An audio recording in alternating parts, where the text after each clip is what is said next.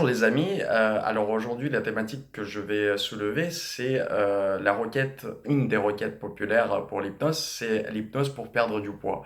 Donc souvent les personnes cherchent à maigrir grâce à l'hypnose, grâce à cet outil thérapeutique, mais il faut dire qu'il y a un certain nombre de prérequis à remplir pour effectuer ces séances-là. C'est-à-dire que souvent, pas toujours, mais souvent les personnes qui cherchent à faire de l'hypnose et surtout les personnes qui cherchent par exemple à se débarrasser des addictions ou à perdre du poids, c'est-à-dire changer leurs habitudes alimentaires, ils ont une demande qui peut se traduire par faites-moi ne plus manger par exemple ou faites-moi ne plus fumer. Ils veulent que l'hypnotiseur change quelque chose à l'intérieur de leur tête, change quelque chose à l'intérieur d'eux, tout simplement, pour qu'ils arrêtent leurs habitudes néfastes, pour qu'ils arrêtent de manger, sans qu'il y ait d'effort de leur part.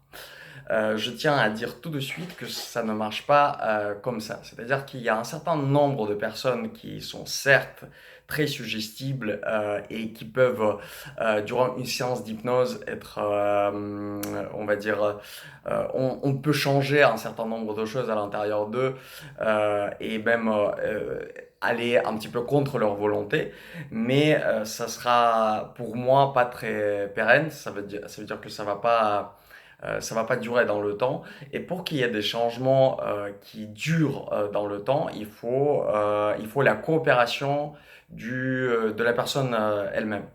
Donc, ce qu'on cherche à établir, c'est une alliance thérapeutique entre le client et le thérapeute, pardon. Et le client qui vient à ces séances-là, notamment pour perdre du poids, il doit comprendre qu'il y a quand même des efforts à fournir de sa part. Vous pouvez vous demander à quoi alors servent les séances d'hypnose, parce que l'hypnose est en général vendue comme un outil à peu près magique qui peut te faire juste changer d'avis en une seule séance et te faire arrêter la cigarette, par exemple. Toutes ces attentes-là, ils sont un peu démesurées. C'est-à-dire que oui, la personne, elle peut arrêter de fumer après une seule séance d'hypnose, mais ça se passe pas à tous les coups.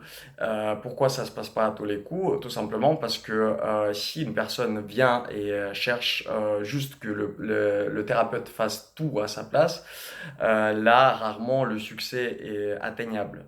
Le succès est atteignable quand la personne vient avec une certaine motivation et qu'elle cherche à coopérer avec le praticien en hypnose. Moi, comment je travaille habituellement avec ces problèmes-là, c'est-à-dire que quand la personne arrive et elle dit, voilà, j'ai pris du poids et je cherche à perdre du poids, il faudra établir des objectifs qui sont assez précis pour qu'on puisse les atteindre dans un certain temps. Donc, un objectif de temps, un objectif de kilos. Et pour cela, pour établir ces objectifs et les atteindre ensuite, il faudra que nous travaillons sur les problématiques qui ont mené à cette prise de poids, parce qu'en général, la nourriture marche comme une drogue dans ce sens-là, c'est-à-dire qu'elle couvre les problématiques qui sont beaucoup plus profondes. Et on va travailler d'abord sur ces problématiques-là grâce à des séances de questionnement où on va parler avec la personne. Ça sera comme un interview. En fait, je vais lui demander certaines choses, je vais demander des questions et je vais attendre des questions franches et rapides par rapport à son historique, par rapport à l'historique, pardon, de sa problématique. Donc ça va se passer comme ça dans un premier temps et ensuite, par la suite, on pourra faire une séance ritualisée pour travailler sur la problématique en elle-même ou par exemple appliquer une technique d'hypnose qui s'appelle l'anogastrique virtuelle. C'est la pose d'anogastrique qui est hypnotique, qui est imaginaire, mais qui peut, on va dire, rétrécir l'estomac dans l'imaginaire de la personne. Dans ce cas-là, ça va marquer la fin du travail entre le thérapeute et le client. Et je pense que c'est pas, cette fin-là, elle est, on va dire, symbolique. Dans un premier temps, il faudra faire tout un travail quand même de recherche de motivation de ressources, comprendre ce qui se passe à l'intérieur de la personne, quelles sont les tensions émotionnelles qu'il ressent, qu'est-ce qui l'amène à compenser par la nourriture, et par la suite faire une séance d'hypnose qui renforce tout cela. Peut-être pas tous les hypnotiseurs et pas tous les praticiens en hypnose qui travaillent comme ça. Moi, personnellement, je travaille comme ça. C'est ma manière de travailler. Et si vous adhérez à cette façon-là, bah, vous pouvez toujours me contacter et prendre un rendez-vous d'information avec moi.